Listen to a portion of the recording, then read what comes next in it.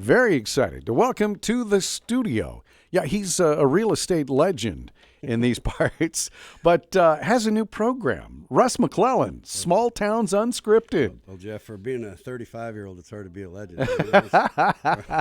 Yeah. All right, well, maybe it's 35 years in business. Yeah, there you go. Whatever. Yeah, well, thanks. Good to see you. I Good feel to like see I'm you. lucky because you're getting ready to Pull the ripcord. pull the ripcord. Yeah. So thanks for letting me come in. No, good to have you. Let's talk about this terrific program that you've put together.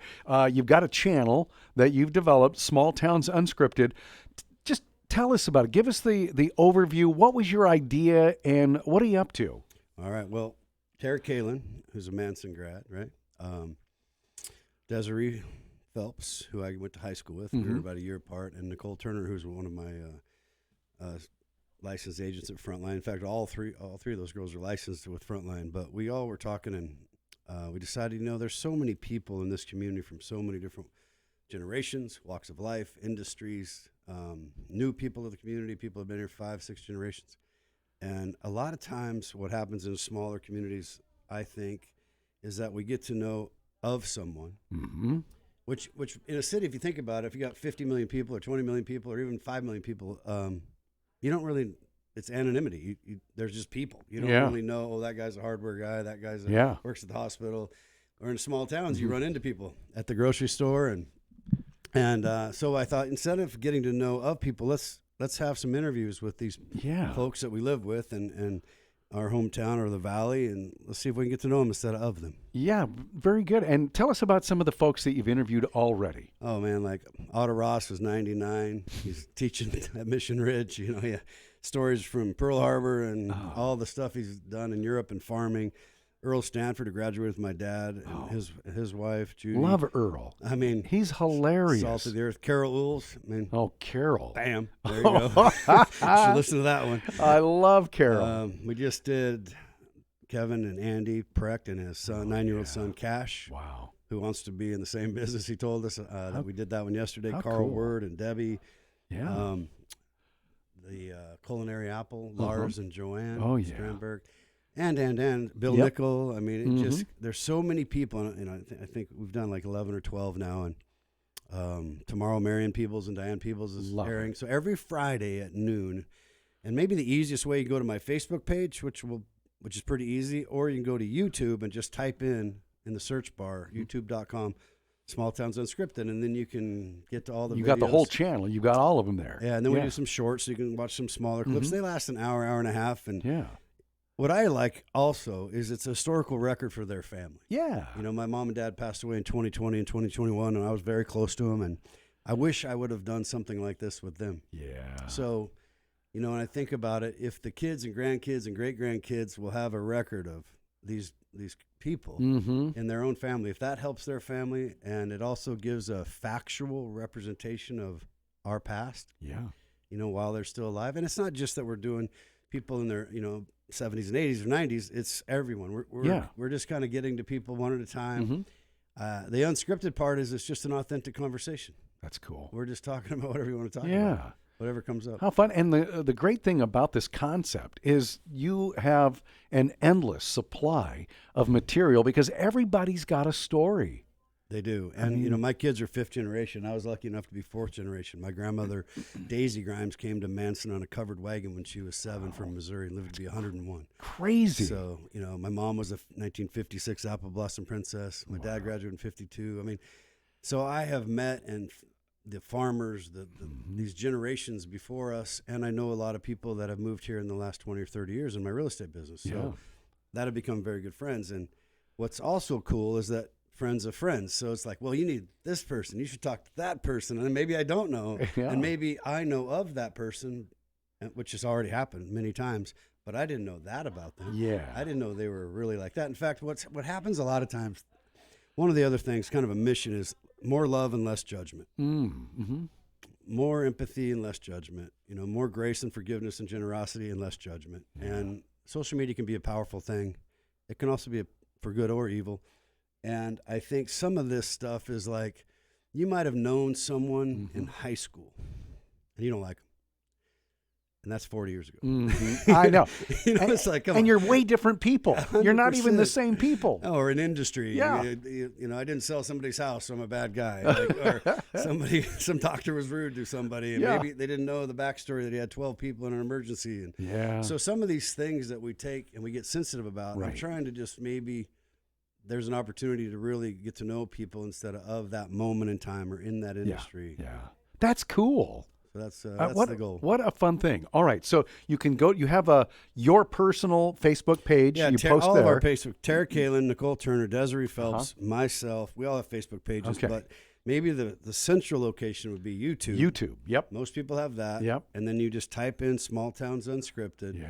And it'll come up. There's a little microphone is the emblem or Fun. the logo. So all right. yeah, I appreciate everybody and thank everybody for supporting us. We've had 100,000 views or something. It's incredible. And that's just, I didn't know if it would work or not work, but I'm really happy. And like I said, we're not trying to go, like, we're not influencers.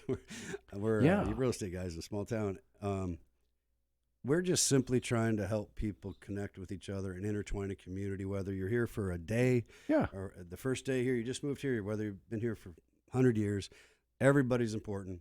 And everybody can have an open mind and get along. And if you get this chance, you might find maybe that time you didn't like that guy. Maybe that person's different now. Yeah. Maybe they're pretty, or they're just flat out fascinating and characters. Yeah, well, and we've got a lot of those. You mentioned Earl Sanford, and he was hilarious. One day he was sitting in the Green Dot Sub Shop when it was in Tom Batch's old house, and he was sitting there having a sandwich with his brother, and he pointed across the street to where the old Burger Barn was, and he said, when I was a kid, he goes, there was a log cabin right there where the Burger Barn was. And so, I look at it and go, I remember Burger Barn. I love the Burger Barn.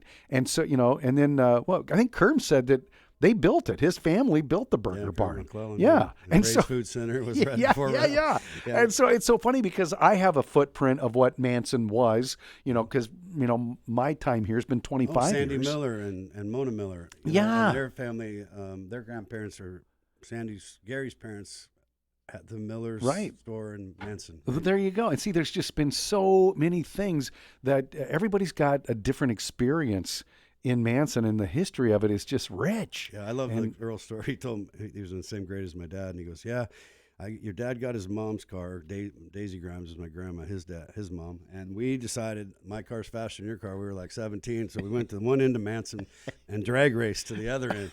And then it was so close, we did it again. And then it was so close, we did it again. The third time, there was a Chevron owner. He came out and he said, "You guys, I'm going to call your parents if you don't stop drag racing down Main Street." Funny that he wasn't going to call the sheriff. Yeah, no.